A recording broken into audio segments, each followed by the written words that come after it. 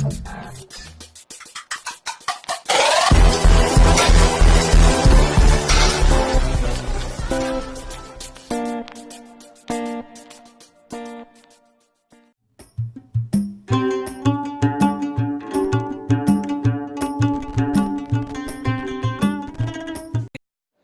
الله الرحمن الرحيم السلام عليكم ورحمة الله وبركاته. waxaynu eegaynaa maanta cashirkeennii lixaad ee ku saabsanaa mashruuceennii shanta dabaq ahaa ayaynu hore usoo wadnay barojekeenna hore oo aynu kasoo qaadanay 5 casharo hore. cashirkeennii waxaynu eegaynaa sida loogu abaleegareeyo xooga. step koowaad aynu qaadayna waxa weeye select baynu ku dhufanaynaa, select baynu kasii dooranaynaa, properties baynu imanaynaa, waxaynu kasii dooranaynaa slab section markaanu kasii doorano slab roofkaasina select garaynaynaa, select baynu odhanaynaa. markaynu select garayno iska kansalaynaa, waxaynu tegaynaa assign. markaaynu assign tagno waxaynu kasii tegaynaa shell load, uniform baynu kasii dooranaynaa. uniform markaynu kasii doorano halkan live load baynu ka dhiganaynaa, halkanna waxaynu ku qoranaynaa conton apply baynu odhanaynaa. apply markaynu odhano halkan waxaynu ka dhiganaynaa floor finish, haddana 25 baynu ka dhiganaynaa pound per square feet. halkanna waxa weeye unitka aynu isticmaalayno apply baynu odhanaynaa. cafwan waxaynu ka dhufanaa halkan previous selection bs ay ku qoran tahay, waana select garaysanaynaa. halkan floor finish baynu ka dhiganaynaa, halkanna 25 baynu gashanaynaa, halkanna waxaynu gashanaynaa gravity. apply baynu odhanaynaa. apply markaaynu odhanno waxaynu sii tegaynaa, aynu ku dhufanaynaa halkan partition wall load. markaaynu ku dhufanno halkan baynu imanaynaa previous selection baynu ka dooranaynaa. partition wall loadkana waxaanu ka dhiganaynaa 20. apply baynu odhanaynaa. apply markaynu odhanno okay baynu odhanaynaa. waxaynu tegaynaa roofkeenna, roof baynu ka dhiganaynaa halkan, close baynu odhanaynaa. roofkeenna oo keliya hata baynu select garaysanaynaa slaabkeenna caadiga ah. markaaynu select garaysano waxaynu tegaynaa assign markaaynu tegno waxaynu tegaynaa shell load, uniform baynu kasii tegaynaa. uniform markaynu kasii tegno halkan waxaynu ka dhiganaynaa live loadkana waynu yaraynaynaa, waxaynu ka dhigaynaa 30 baynu ka dhigaynaa 30 pound per feet square. apply baynu odhanaynaa. sidoo kale waxaynu yaraynaynaa floor finishkeenna 0 baynu ka dhigaynaa. apply halkan waxaynu ka dooranaa previous selection, apply baynu odhanaynaa. sidoo kale waxaynu dooranaynaa partition wall loadkeenna, previous selection baynu ka dhiganaynaa. partition wall loadkeenna waxaynu ka dhiganaynaa 20. apply baynu odhanaynaa, close baynu odhanaynaa.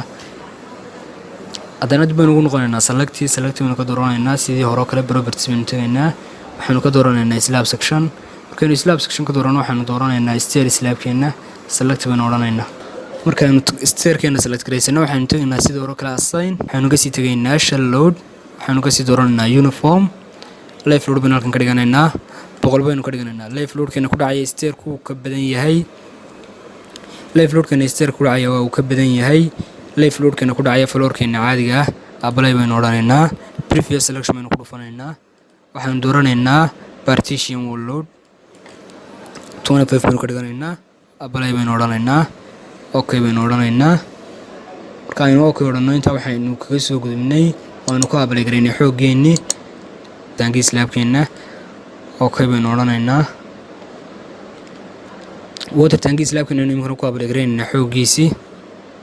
waxaanu tegaynaa assign baynu tegaynaa, shell load baynu tegaynaa, uniform baynu kasii tegaynaa, live load baynu halkan ka dhigaynaa. live load markaynu ka dhigno waxaynu ka dhigaynaa halkan 300 oo pound per feet square, waayo water tankigeenna biyaha inoogu jira. culayska live loadka ku dhacaya istabaqyadeena kale waa uu ka badan yahay live loadkeena ku dhacaya xaggeena sare ama water tankigeenna. okay baynu odhanaynaa. inta aynu ka gudubno waxa aynu samaysanaynaa xagga xiga aynu samaysanaynaa waa meshkeenni floor meshkeenni ama select baynu tegaynaa. select baynu kasii tegaynaa sidii hore oo kale, waxaanu ka dooranaynaa slab. dhammaan slabkeena oo dhan baynu select garaysanaynaa, close baynu odhanaynaa. markaaynu close odhanno waxaynu tegaynaa assign baynu tegaynaa. assign markaaynu tegno waxaynu kasii tegaynaa shell markaaynu tegno waxaynu kasii tegaynaa floor outer mesh. floor outer meshkaasaynu ka tegaynaa. kaas aynu dooranaynaa outer kuwa kada object ay ku taalo dhammaan waan isxanaynaa. labada qodob kale inaga maqan. halkan waxaan ka dhigaynaa 36 inch. apply baynu odhanaynaa, okay baynu odhanaynaa. kuwa kadkeena waynu ku sameynay. intaa waxa aynu eegaynaa waxa weeye waa wheel loadkeeni sidaan ugu apply garayn lahayn. wheel loadkeeni markaynu ku apply garaynayno dhammaan historieskeena oo dhan baynu highlight garaysanaynaa. halkan waxaynu ka dhiganaynaa all history, dadna waynu highlight garaynaynaa dhammaan, ama select baynu tegaynaa, select baynu kasii dooranaa, dadna all baynu ka dooranaynaa. inta aynu doorano waxaynu tegaynaa assign markaaynu tagno waxaynu kasii tegaynaa assign markaaynu doorano waxaynu kasii tegaynaa join markaaynu doorano diaphragm baynu kasii tegaynaa, d1 baynu dooranaynaa, d1 markaynu doorano apply baynu odhanaynaa, okay baynu odhanaynaa. waxaynu calaamadsanay center pointiga gurigeena. wiinkuna mar walba waxay saameynaysaa center pointiga gurigeena. marka inta aynu ka gudubno waxaynu sameynaynaa oo systemka loadskii ama errorskaaga loadkii, sidoo kale isagana guriga oo dhan baynu highlight garaysanaynaa ama select all baynu tegaynaa, select all labada option bakaynu doonaynu samaysanaynaa. waxaynu tegaynaa define markaaynu tagno waxaynu ka tegaynaa mass source markaaynu tagno waxaynu odhanaynaa modify markaaynu odhanno kan labaad baynu ka qaadaynaa additional masska, kan baynu dooranaynaa specific loadska, add baynu odhanaynaa dead loadkeena, sidoo kale live loadkeena ku daraynaa, add baynu odhanaynaa. dead loadkeena waxaa inoo weeye 25%, dead loadkeena waa 0.25,